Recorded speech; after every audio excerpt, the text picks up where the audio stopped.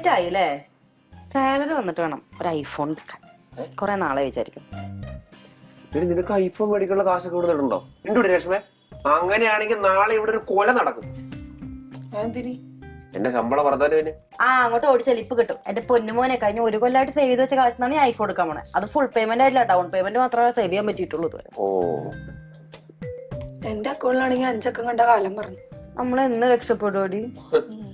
ആ 2 മുതലാളിമാരല്ലേ, അവന്മാര് എന്ന് ഇവിടുന്ന് പറഞ്ഞു കൊടുന്നോ അന്ന് ഈ കമ്പനി ഗതി പിടിക്കും.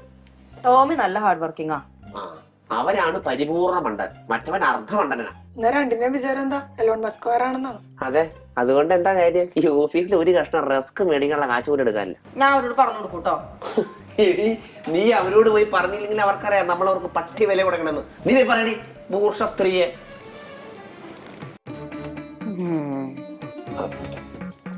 വേറെ ഒരു പണിയില്ലേ?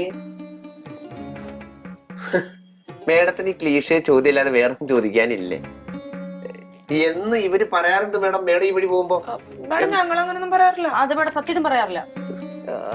നീയൊക്കെ ഇതല്ലേ ഇതിനപ്പുറം പറയുന്ന എനിക്ക് നന്നായിട്ട് അറിയാടി.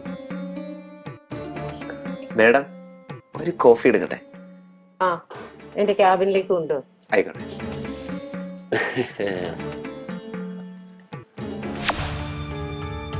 ഇന്ന് ഡേറ്റ് 31.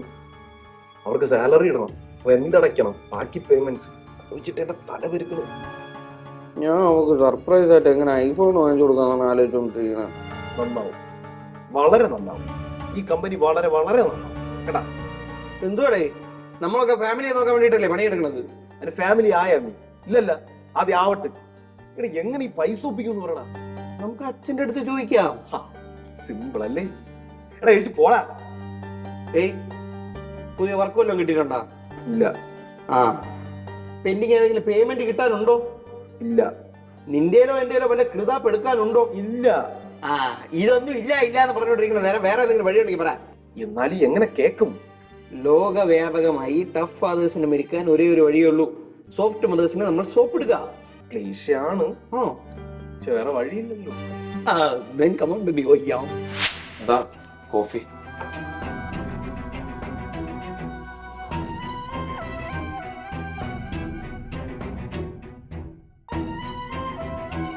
മുതലാളിമാര് വന്നില്ലേ?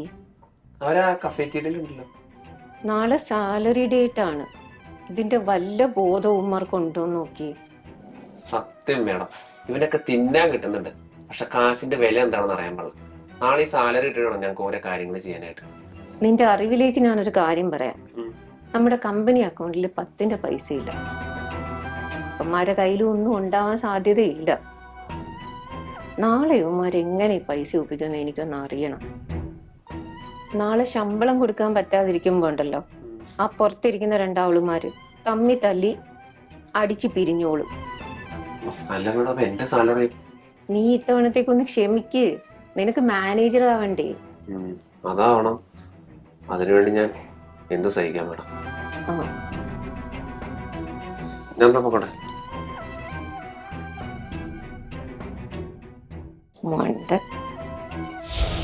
കള്ള കിളവി എന്നെ മോഹിപ്പിച്ച് വരുത്തിയിലാക്കാനുള്ള നീക്കാല്ലേ കാണിച്ചറിയാൻ ഞാൻ മുതുക്കി. നീ വിളി, നീ വിളി, നീ വിളി, നീ വിളി. ഞാൻ വിളിക്കൂല, നീ വിളി. ഞാനും വിളിക്കൂല, നീ വിളി. കഴിഞ്ഞ മാസം ഞാനല്ലേ വിളിച്ചത്, ഈ മാസം നീ വിളി. അടുത്ത മാസം ഞാൻ വിളിക്കാം, ഈ മാസം നീ വിളി. Don't play call Tommy. You call Tommy. You call Tommy. You call Tommy. പണി പണി പുതിയ കമ്പനിക്ക് പണിയിട്ടിയാ? ഏതാ കമ്പനി? എന്ത് ചെയ്ത കമ്പനിയാണ്? നിങ്ങൾക്ക് പണി വെച്ചിട്ടുണ്ട്. നിങ്ങൾ ശമ്പളം കൊടുക്കാത്ത രീതിയിലാക്കി എല്ലാരും തമ്മിൽ തെറ്റിക്കാൻ അവരുടെ പ്ലാൻ.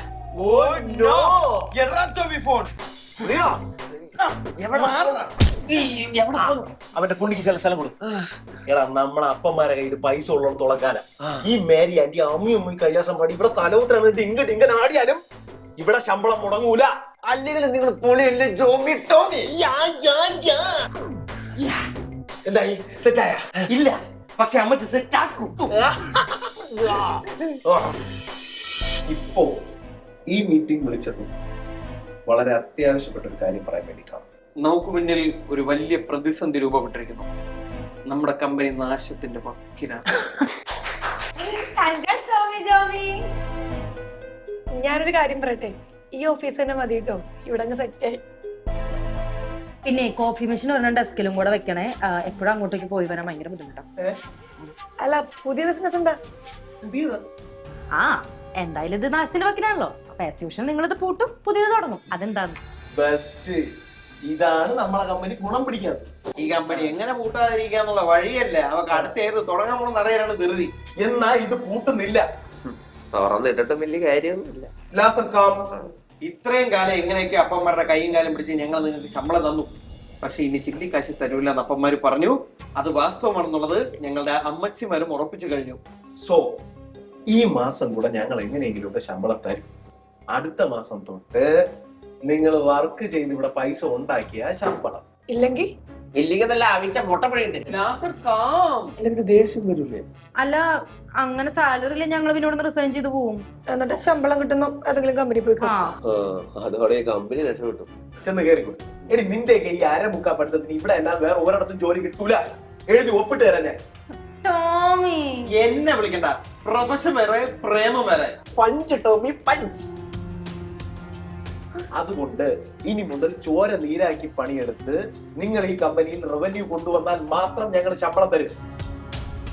ഇല്ലെങ്കിൽ മാസാമാസം 4 വായു തരും അക്കൗണ്ട്. മാത്രമല്ല, പ്രൊഡക്ടിവിറ്റി കൂടുന്നതിന് വേണ്ടി ഡെയിലി രാവിലെ 10 മണിക്ക് തന്നെ നിങ്ങൾ ഓഫീസിൽ എത്തിച്ചേരണം. ഉച്ചയ്ക്ക് 1 മണി മുതൽ 2 മണി വരെ മാത്രം ബ്രേക്ക്. കമ്പനി കിട്ടിക്കൊണ്ടിരുന്ന മന്തി, ലൈം, പപ്സ് ഇത്യാദി സാധനങ്ങളെല്ലാം. പിന്നെ ചോറ് വേണമെങ്കിൽ വീട്ടിൽ നിന്ന് കൊണ്ടുവരണം. 5 പ്രാവശ്യത്തിൽ കൂടുതൽ ആ കോഫി മെഷീനിൽ നിന്ന് കോഫി എടുത്ത് കുടിച്ചാൽ 6ാമത്തെ കോഫി കൊണ്ട് 25 രൂപ ഇവിടെ പേ ചെയ്യണം. പിന്നെ 6 മണിക്ക് ശേഷം മാത്രമേ ഇവിടുന്ന് പോകാൻ അനുവാദമുള്ളൂ.